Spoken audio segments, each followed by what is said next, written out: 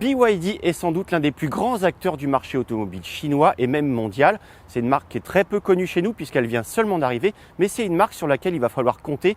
Pourquoi ? Parce que les produits 100% électriques qu'elle propose correspondent tout à fait aux attentes du marché européen. Après 2 SUV et une berline familiale, la marque se lance désormais sur le créneau des berlines compactes avec cette Dolphin qui mesure 4,29 m de long et qui entrera en concurrence avec la Renault Mégane E-Tech, la Volkswagen ID.3 et sa compatriote MG4. On vous la détaille maintenant.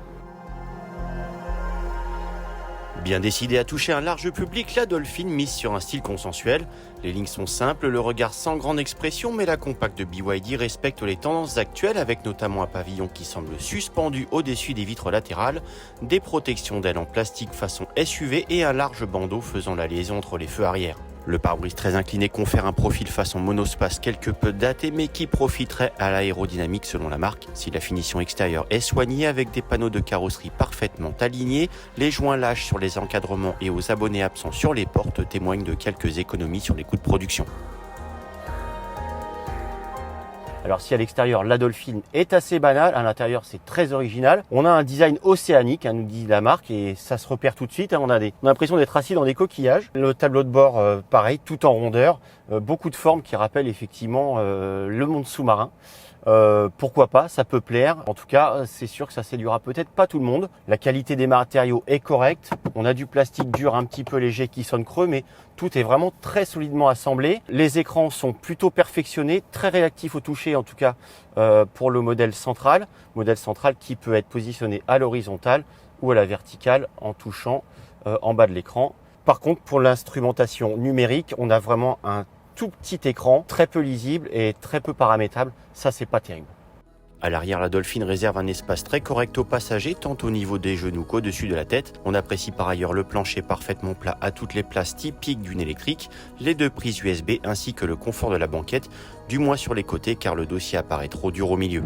Côté compartiment à bagages, en revanche, la chinoise propose un volume en dessous de la moyenne avec seulement 345 décimètres cubes contre 440 décimètres cubes pour une Mégane, 385 décimètres cubes pour la Volkswagen ID.3 et 363 décimètres cubes pour la MG4. Alors qu'est-ce qu'elle donne cette Dolphin ? On va commencer déjà avec la circulation à basse vitesse en ville et sur des petites routes. Alors je ne sais pas si vous l'entendez, mais on a cet avertisseur sonore piéton en dessous de 30 km/h qui est très très présent. On a eu beau baisser le volume, ça reste vraiment dérangeant pour les passagers. Autre point noir, c'est la visibilité. On a là de gros montants là à l'avant et à l'arrière. Donc ça, effectivement, pour éviter les cyclistes, les trottinettes, les piétons, c'est vraiment pas terrible. Reste à savoir ce que ça donne sur les petites routes à plus haute vitesse. Alors maintenant que l'horizon se dégage, on va mettre le comportement routier à l'épreuve. Alors en termes de performance, on a 204 chevaux, une puissance instantanée, c'est un moteur électrique, donc aucun problème au niveau des relances. En revanche, en termes de tenue de route, on reste un petit peu sur sa fin. On a une direction très légère qui manque de ressenti, peu de train avant. La voiture globalement est assez floue. Ça, on mettra ça beaucoup sur le compte des pneus ligne longue qui sont montés en série. C'est les pneus qu'on trouve déjà sur la Dacia Spring qui accrochent peu sur le sec et également sous la pluie. On verra comment elle se comporte celle-ci sous la pluie ultérieurement. Et en termes de suspension, c'est pas terrible non plus. On a beaucoup de mouvements de caisse, du roulis, des effets de pompage. La voiture manque vraiment de retenue à la détente et pour autant, elle n'est pas confortable puisque à basse vitesse, en compression, c'est très ferme.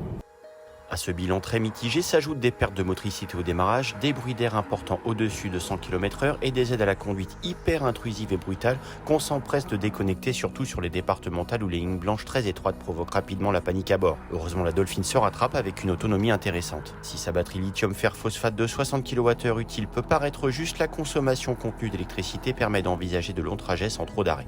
Avec moins de 18 kWh au 100 km constatés à 130 km/h sur une autoroute plane, la Dolphin devrait pouvoir couvrir plus de 330 km d'une traite et 260 km avec 80% de batterie. De quoi faire rougir une Mégane E-Tech dotée d'une pile équivalente mais plus énergivore à haute vitesse. D'un autre côté, la puissance de charge maxi limitée à 88 kW sur les bornes rapides en courant continu imposera des pauses d'environ 40 minutes pour passer de 10 à 80% de batterie. En digne voiture chinoise, la Dolphin casse les prix. Avec cette batterie de 60 kWh, le budget d'achat débute à 28 990 € bonus déduit, soit 8 000 € de moins qu'une Mégane aux prestations proches. Un tarif d'auto plus alléchant que la BYD offre des jantes alliage 17 pouces, des sièges électriques et chauffants et les caméras 360 degrés. De fait, si cette BYD n'est pas irréprochable en termes de comportement routier, de confort et de capacité de recharge, son aspect solide et son rapport prix-équipement autonomie intéressant séduira les adeptes d'électrique à la recherche d'un véhicule polyvalent et peu coûteux, du moins ceux qui en accepteront un réseau de distribution embryonnaire.